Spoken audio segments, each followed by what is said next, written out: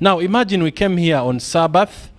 You know, we want to get real life situations. We came here on Saturday. This morning, I don't know who was the earliest to come, but if you came here and you're not a deacon, you're not a chorister, you're nothing, you're an ordinary person in the church, what would you do as a proactive person? I said, you came today. We haven't been, okay, we are lucky some of us have been coming to church. But imagine it was your first time, you've come back after that long break. We said that proactive people act without being pushed. You come here, what would you first do? Imagine, whatever you got here in the morning, I don't know what was there. Me, I came when everything is set. As a proactive person, what would you do? Yes? Speak up. Now the light, you know, I can't see you unless I turn this. Somebody. What would you do? You guys. Shikomeko, you're looking behind. You tell, okay, yes.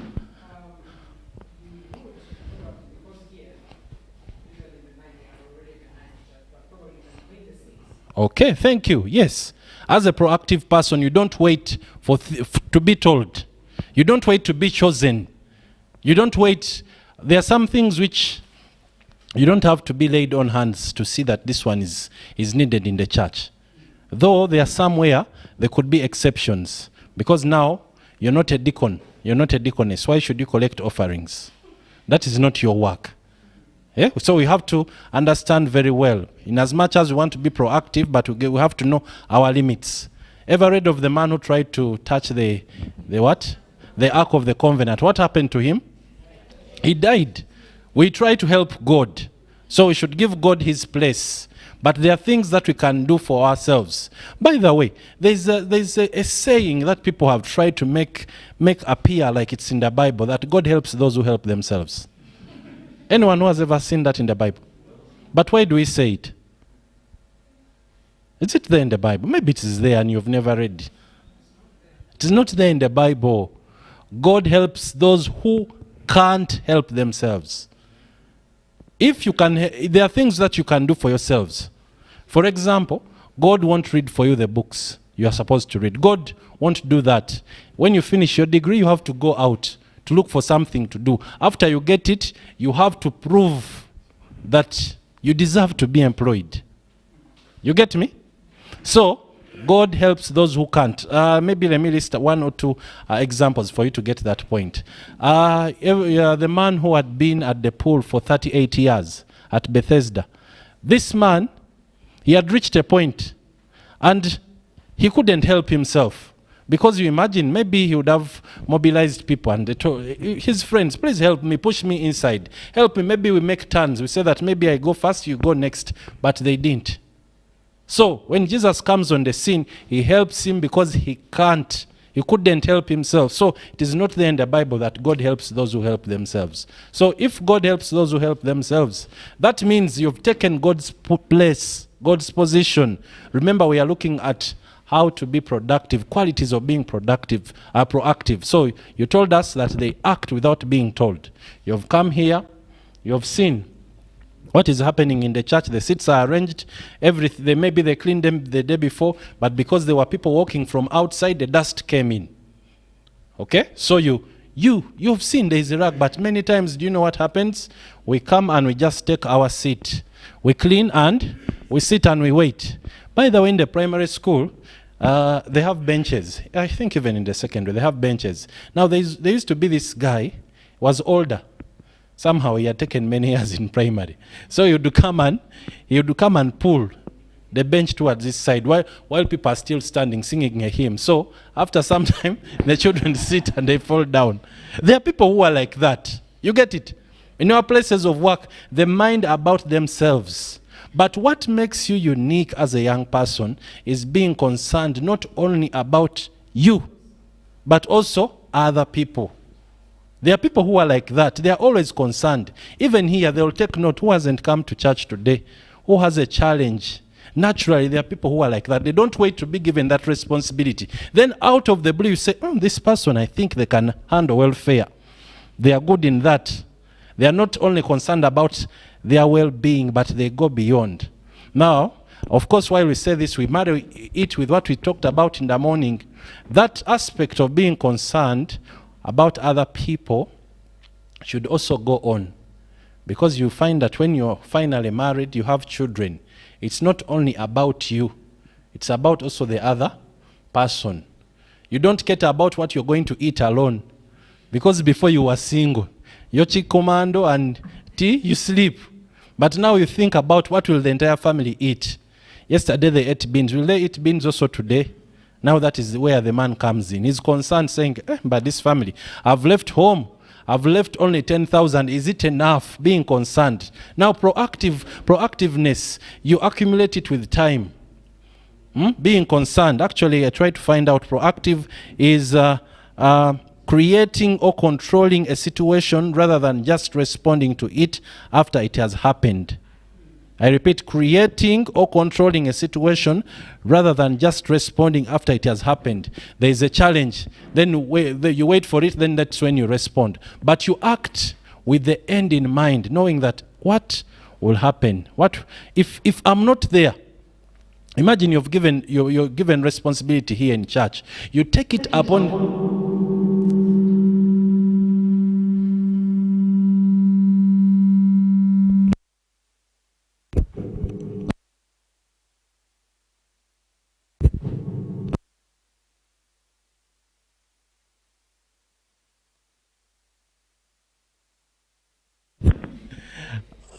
I continue? Okay, I was saying you take it upon yourself and you realize that there's this thing that is not going on well. How can we change it? Many of the ideas, great ideas, have been built out of people who are proactive. They look at a situation, they say, we need a solution to this. Now let's imagine here, what are some of the challenges we face here in our congregation? Don't fear, just list them and we look for solutions. Yes? That is a challenge. Elder whispered to me, even when we were having a meal, he said, you see the people we are having here? That is before we are fully back. Now what if people come? Where are we going to be? Yes. As our president, think for a solution. Don't wait for November. You say, start thinking right now. Full capacity. Yes, it is going to happen. That one is bound to happen. People are going to come. People have a thirst for the word of God. They're going to come back and you have to feed them. Now you, as our leaders, you have to be creative of how do we solve that situation. Because you may try, you speak to the university administration, you try this and this, it fails. So go back, the think tanks. You may have people who are there who can help you with creative ideas. How do we solve this issue? Don't say this one, now you see now, you also see. What are we going to do about it? Don't you see? Maybe we wait for the pastor. Wait for what the elders will say. But if you come up with ideas, you list them. You say, let's try this, and this. Ideas of how to solve that situation. Now you've given us that one. I don't want to go into the solution because they may be a little bit technical, but we leave it to the people. Another problem. Remember we said that proactive people, they are problem solvers. You get it? Now, I'm saying all this such that even when you finish your time here, you go out in the work environment, you're already a problem solver. There they'll employ you. They'll get to know that, this person is really unique. This person can create a difference in our situation. Because ordinarily, now you'll forgive me, I use examples of myself because I don't know about you people. I know more about myself. Now I get into a school setting, in a primary school, when they give you an appointment, when you're employed, for some of you who are employed, they'll give you your job description, then down they put on plus other duties. Anyone who has ever seen that? And that plus other duties summarizes many things. Now in a primary school, I was a chaplain, but I was also an RE and computer teacher. I would go to South Sudan to market the school. From there, I would unmask myself, the title of pastor, and now I'm a marketeer. I have to speak about the school. Now, remember we are looking at problem solving. I get to school, I come back, one time, and the teacher who had to teach had a challenge, a family challenge. And I go to teach what? Science. Science. I'm saying this such that you understand that you have to be an all-rounder. There are moments when things will be hard and you have to stand in. So I had to do my revision. That time, remember now, the direction I had taken, I had done PEM, then ended up in theology. Now I'm going to teach science. Life cycle of an insect, head, thorax, abdomen. I was teaching P4 children. And you know the good things with primary setting, you have to you repeat. You even put it in a song setting such that they understand. So I would say head, thorax, abdomen. Now I go there and I get this girl. She was sleeping on the desk. So I ask her, what is the problem? And you know what she says? My thorax is paining me. Me as a teacher, I got to understand that she had understood the point. She meant that her chest, because we had said head, thorax, abdomen. So she said, my thorax is paining me. But fast forward, while in the middle of the class, a teacher comes, that teacher who was standing in, he comes and is panting, and his shirt was all torn up. And I ask him, what is wrong? I come out of the class, I ask, what is wrong? He says, me, I've decided today I'm not going to spend my life with my wife. I had the challenge and we have decided now it is over. At school. In a school we see all kinds of things, everything. Now because the pupils were around, we had to get him away to avoid the embarrassment. He was, you know, when he's angry, he's speaking, and the children are wondering, the man, the shirt is torn, he's shouting, and you know, there can be commotion all of a sudden. So I take him to the office and we discuss. And you know what I came to discover? These guys had had a family challenge. And they had reached a point where they decided to separate among themselves. They had sofas, 3-seater and 2-2. So they decided to separate. The man said, I'll take the long one, the lady, the 2 small ones. They had children, a boy and a girl. The man said, I'll take a girl. The woman said, I'll take the boy. The plates, they separated, the cups, the saucepans, everything. Trouble came on the mattress, which some of you call mufaras. There are people who can't say mufariso. You ever met them? They can't say mufariso, they say mufaras. And I would have thought, as maybe here will help me explain my point, that this mattress, we thought that these people having gone to school, at least they would separate if they are, you know, they got a knife and they cut the mattress. We thought that they would cut it at least from up to down. They cut it in the middle. Such that even when you sleep like this, your legs will be out. Now, I'm bringing all that for you to understand that problem solvers, you're here, you're studying BBA, you're studying computing, you're studying information systems, you reach the work environment and things are different. The reality there in the work, what you studied and what you have to implement, they are different. So you have to be proactive as a person. The way you handle issues, it will make a difference. Some of us here have difficult interpersonal relationships. We can't deal very well with our colleagues. You're given just a responsibility of a deacon, but as if you've made it in life. Proactive. Remember, don't forget that one. That is the point which we are building on. That you are a problem solver. You look at the issue. How am I addressing it? What is the exact challenge? Lack of money or preparing?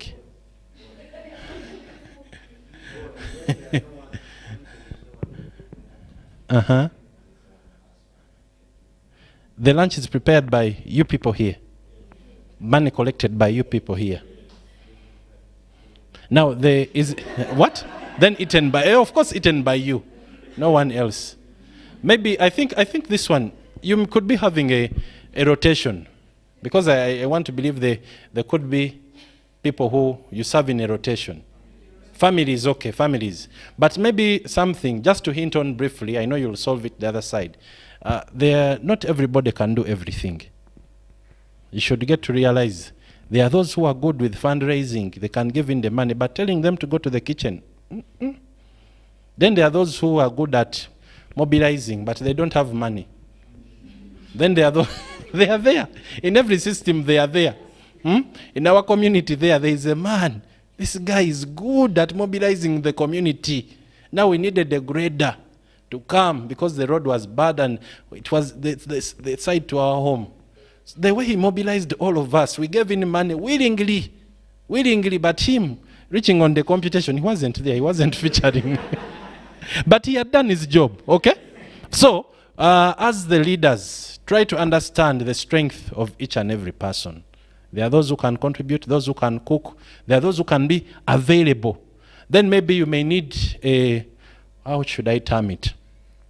Like a skeleton or the root.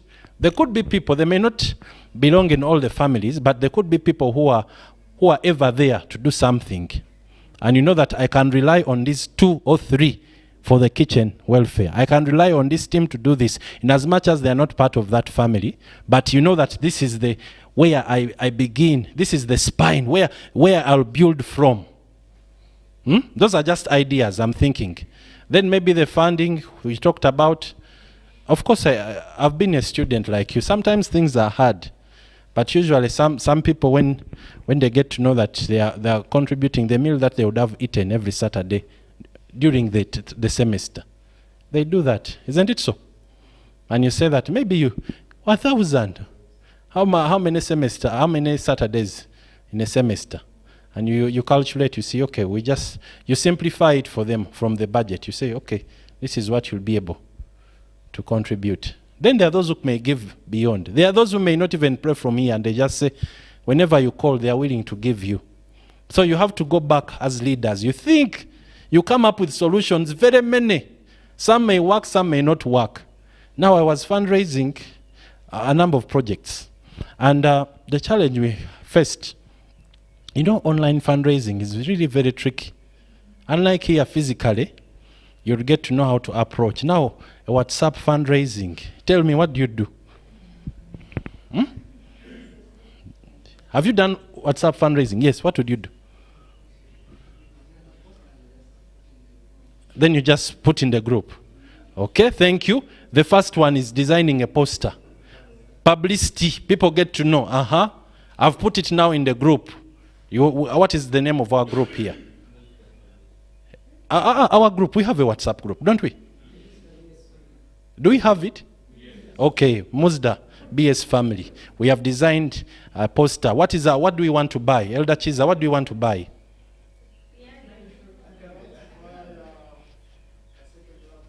A second laptop. Okay. you want a second laptop which can handle the software maybe. Okay, yes, we want the latest version. Maybe, do you need a MacBook? Or just any laptop? Okay, any version. Now, we are thinking together. We are creating a solution. We have designed a poster. How much are we estimating this laptop? 2M. We have put it in the group. What is the next step?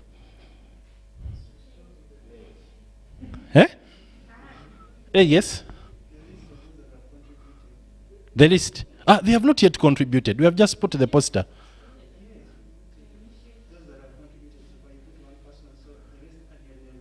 Yes, contribution list.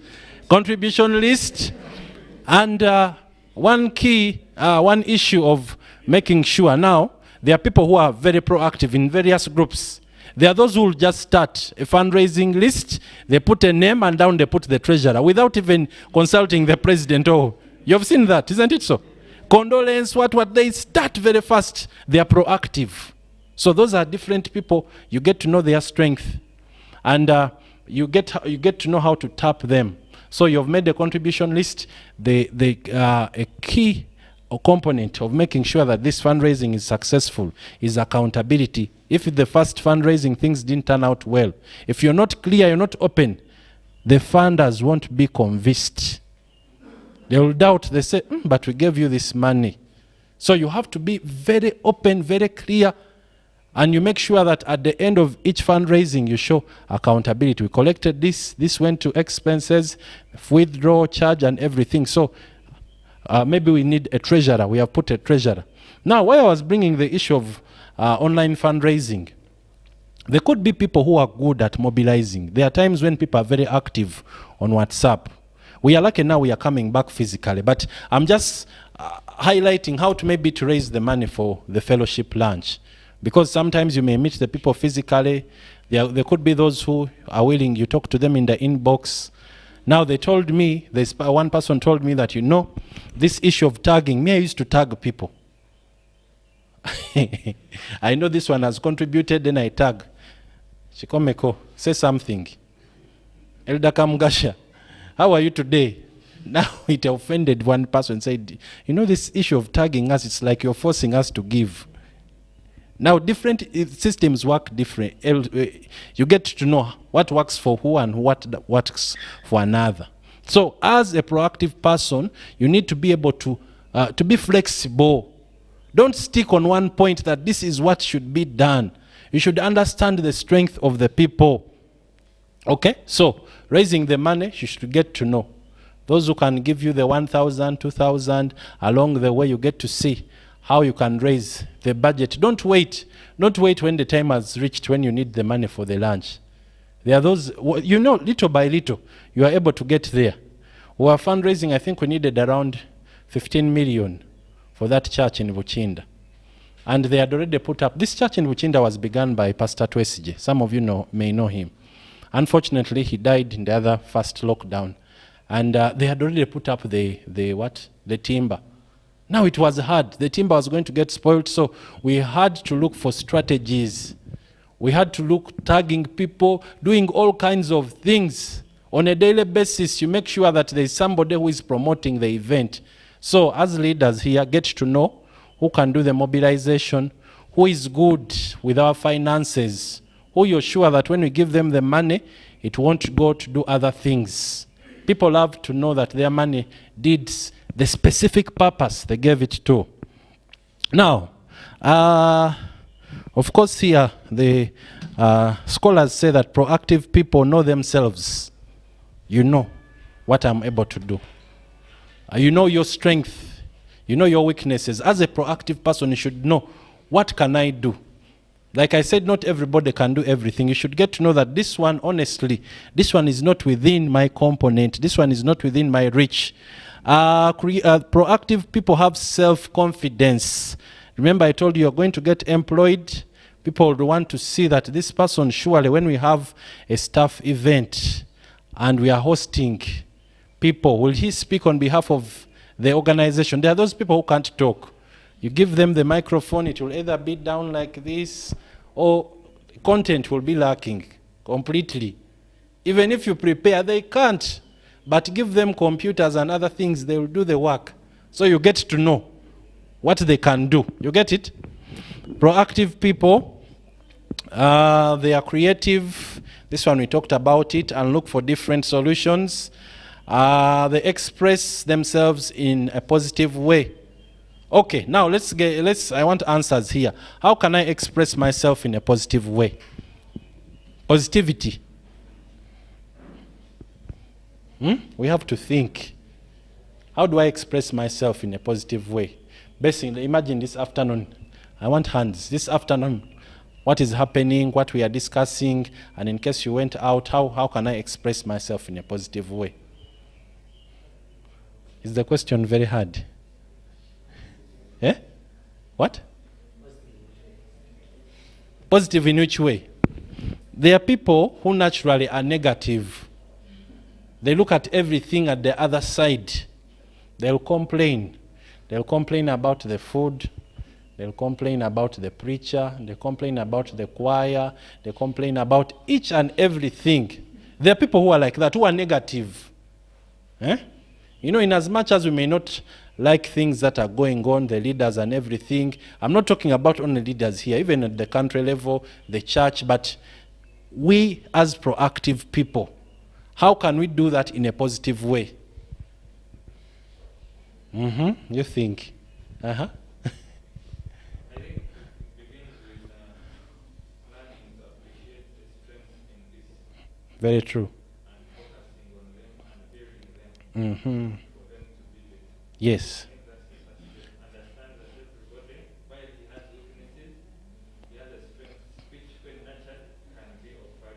Yes. Very true. Yes, getting to know the strength of the people, building them up. But each time a person comes and does something, you pull them down. They will feel bad. They can never attempt. Now, having worked with young people, I try to motivate them to always sing. I like a singing church, an active church. One time somebody comes at the front and is going to sing a special item.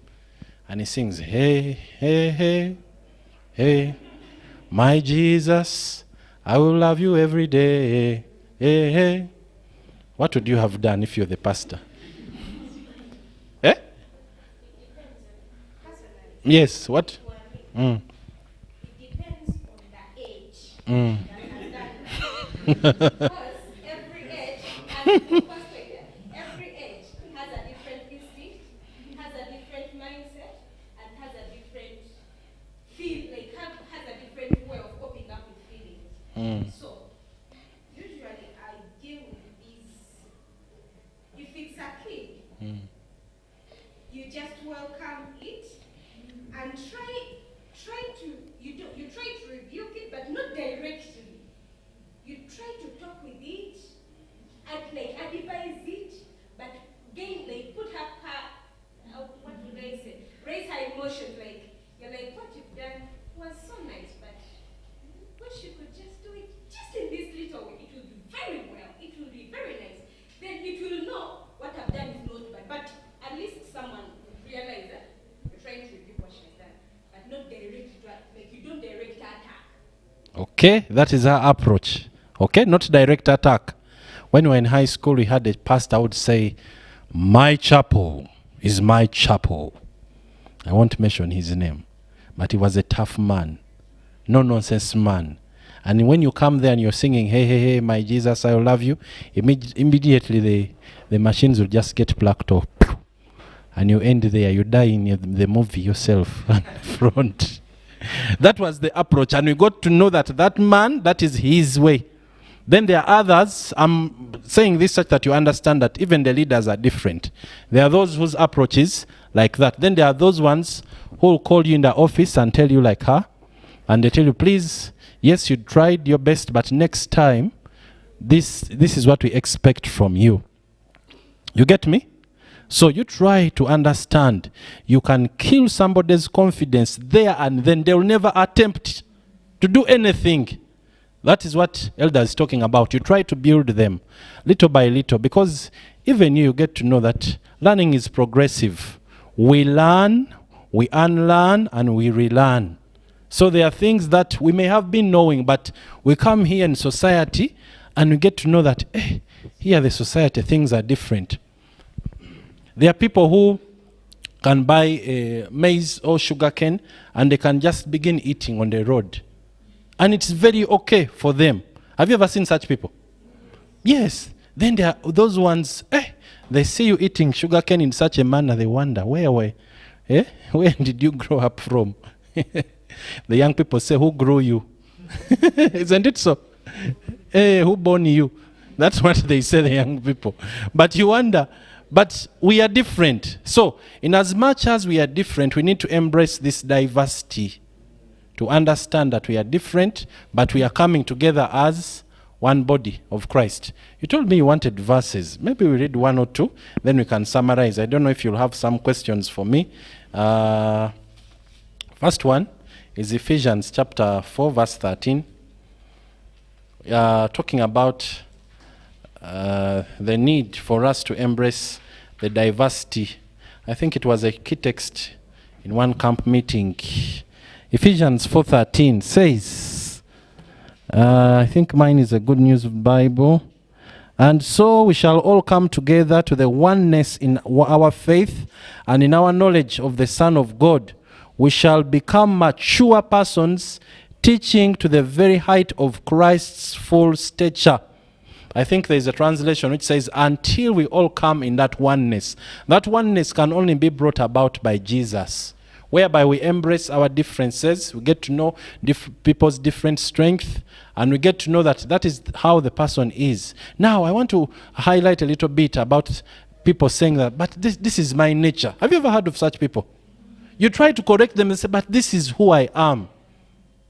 This is how I was raised. Please understand me. That is my nature. Now, we need to grow. We need to grow as Christians. Paul says in 1 Corinthians chapter 13 and verse 11, he is talking about this aspect of growing, because in everything that we do, in our professional experience, there is that aspect called CPD. Anybody knows that? Anybody who has ever heard about that? Continuous professional development. You get me? There should be that aspect of continuous professional development. You've got a degree. Please don't be comfortable when you say, I have a degree. If there's opportunity, go for the masters, get those certificates, go for those different trainings, do those different refresher courses, because people are now advanced. There are things even you can study online. You get to know it. This young man here, I didn't tell you about him, but he's in S. These people may think that you're very old. S what? S3. He's in S3. He's still lockdown now affected him. He should be going. But he designs posters. Okay? He designs posters. He can sing. He does video editing. And actually, when he saw the green screen, green background, he told me, you know, you can even change that background. You just be standing there preaching, and what you see the other side is different. The people change it. So, what I'm trying to bring out is that you and me can embrace certain things. We learn on our own. Paul says, 1 Corinthians 13 verse 11, he says, when I was a child, I did what? My speech was like a child. My feelings were like for? My thinking was like that of? Now that I've grown up, I have no more use of childish ways. He's emphasizing something that you and me, we need to grow. We shouldn't be comfortable on the same level. There should be growth. In relationships, there should be growth. Marriage growth, spirituality growth, leadership growth. Such that when we come back, you were president, vice president, evangelism, you are handling these things. Maybe when you're in first year, by third year we should expect you at least to handle things differently. Isn't it so? Remember, we began with being proactive. Now, as a proactive person, you take it upon yourself. You say, how do I improve myself? Continuous improvement, personal improvement. You say, I need to do this thing differently. These things don't come automatically. What things do you do when you want to grow? Choir people. We promised these people to sing. Have you got the song? Because I've said all that I had to say and I've finished. What do we do when you want to grow? Yes? You benchmark. Yes, growing. Student associations. I know maybe you've done it, but in case you've not done it, our leaders go and benchmark. You say, hey, student leaders, how do you do this at Musdaa? Okay. The people in Kenya, how do you do it? You benchmark. Okay? Yes, even me as a pastor, I benchmark. I get to know. Once I understood an aspect of marketing, I had to embrace it.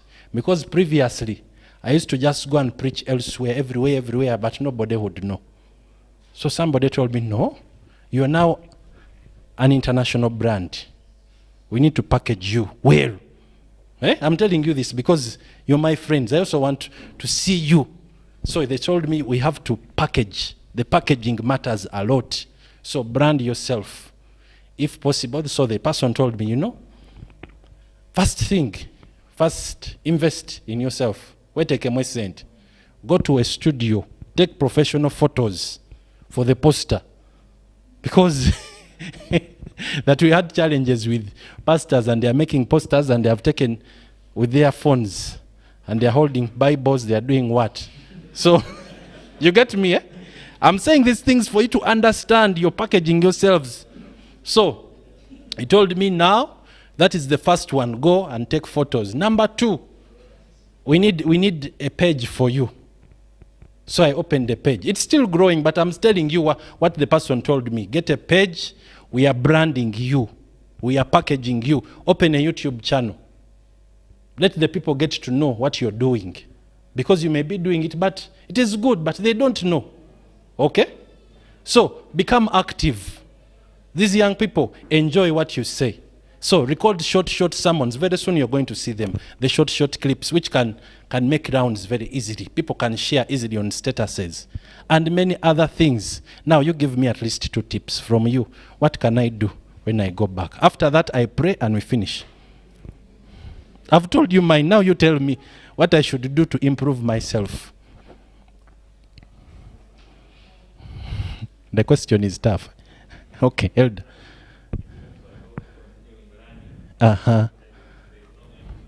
Yes.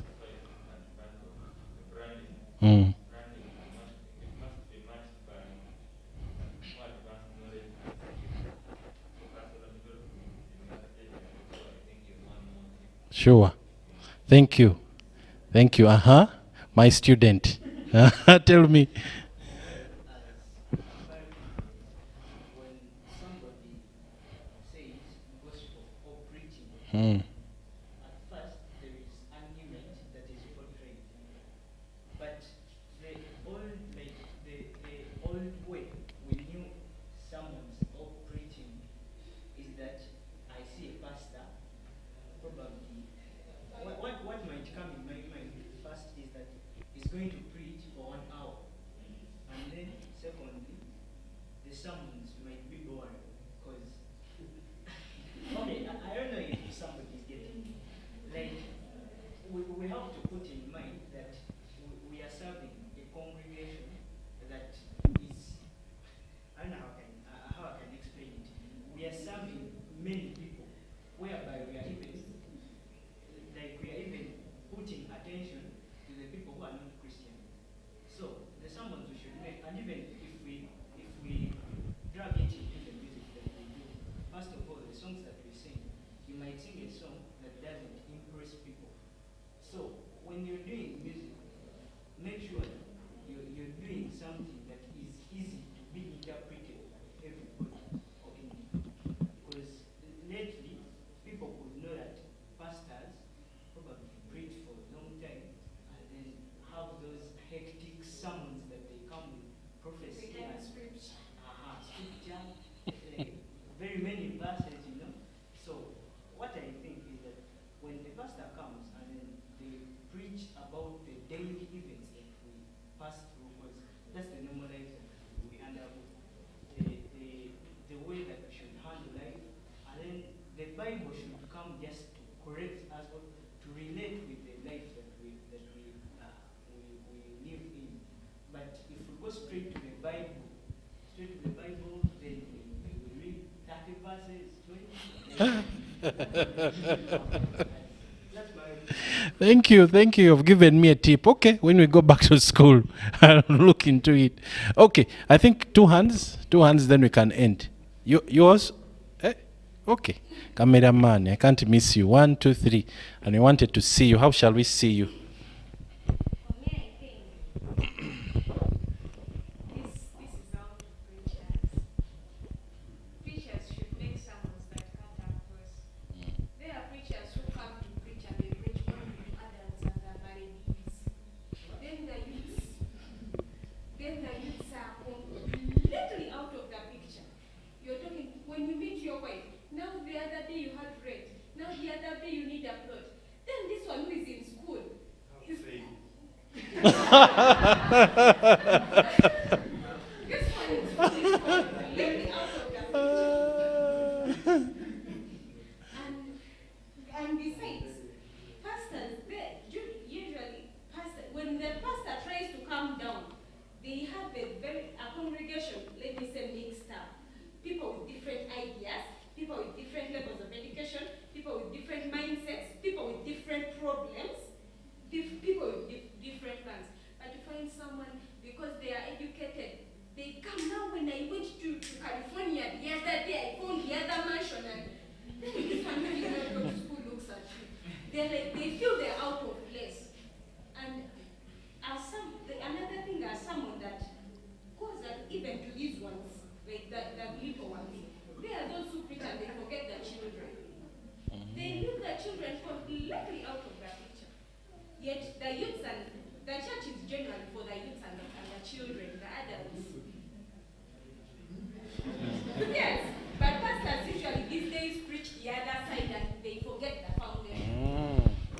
Thank you. Thank you. Thank you for the input. Okay. 1, 2, then we finish, I think, because of time. Uh-huh. For example, you are married. Mm. I know Mama Soma is one of the persons. Okay. For example, when you're starting with someone, you should be one of the people. Like introduce. Present to you.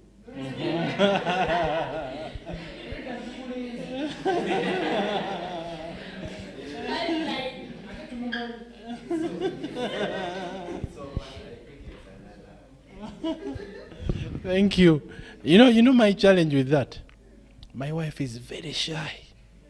She can't. Holding a microphone. She can do other things. But the one time, I was concluding a week of prayer at KCC. The church was packed. And I said, it was my time. That moment I come and I say, I'm not going to continue the sermon until she comes. And the people kept waiting. And she had hidden in the car. Of course, not hiding. She was taking care of the little one. That time she was younger. They looked for her and they brought her to the pulpit. She came. And why I'm bringing this is for you to understand. Elder talked about getting to know people. To get to know that, okay, they are shy, but how do I build their confidence? So we have used different opportunities like that one. That was one. The next one, so she came. And I had just told her, you're coming to greet the people. When she comes on the stage, I say, now you know, while holding her waist very well in a loving way. Now there are very many single people here. Pray for them. And she prayed very well. The next Sabbath, we went to Bugema University Church. And she had sat at the back. Now, the elder, I think it was the Elder Katamba, he says, our preacher today is Pastor Perez, but before he begins, we want to invite his wife to come at the front. Now imagine the whole church is quiet. You come from behind, with you know very well, while he's knocking, up to the front.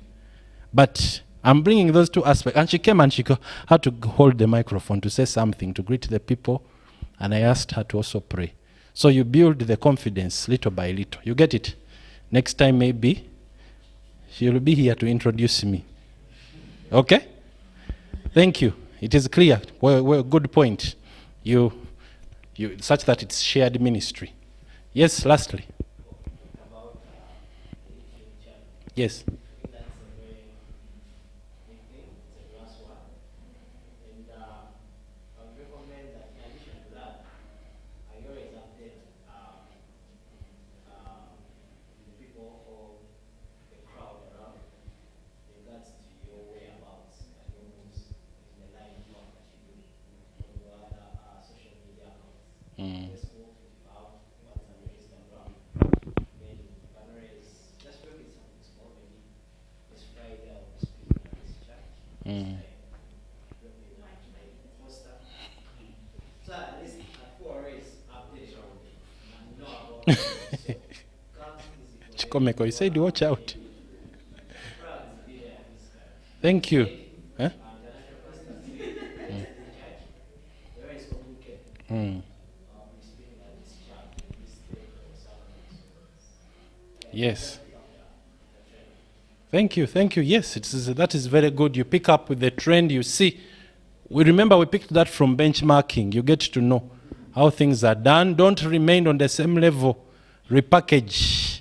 Our leaders here at Musdaa-Bs, we appeal to you. Repackage us. People are coming back from the lockdown in as much as they want the word of God, but repackage. Get to know what will work for them. Get to know. We shall interact with the leaders. We get to know how do we present the gospel in a more appealing way, because there are some who could have backslidden. There it is a possibility. And a person along the way is mutima gwa kalubye. No longer can't come to church. They'll tell you I'll follow online. And you know, like he raised the issue of the attention span, how to follow. People have phones, they are in different groups, you're preaching, but the messages are coming in. I don't know if you've ever seen the challenge of following online worship. It is challenging. You may You're very right, Chikomeko. You have to be very disciplined. Because within no time you are following the program and something else comes in. For some of you who have ability, there are those who can connect maybe the phone to the TV and you watch from there, maybe following on the YouTube channel. That can help so much. But now if you're following on Zoom and messages come in, you want to respond immediately, there is some plot you are making, things will be hard. I beg to end here. I beg to end here till further notice. Come and sing. Special item, then I can pray.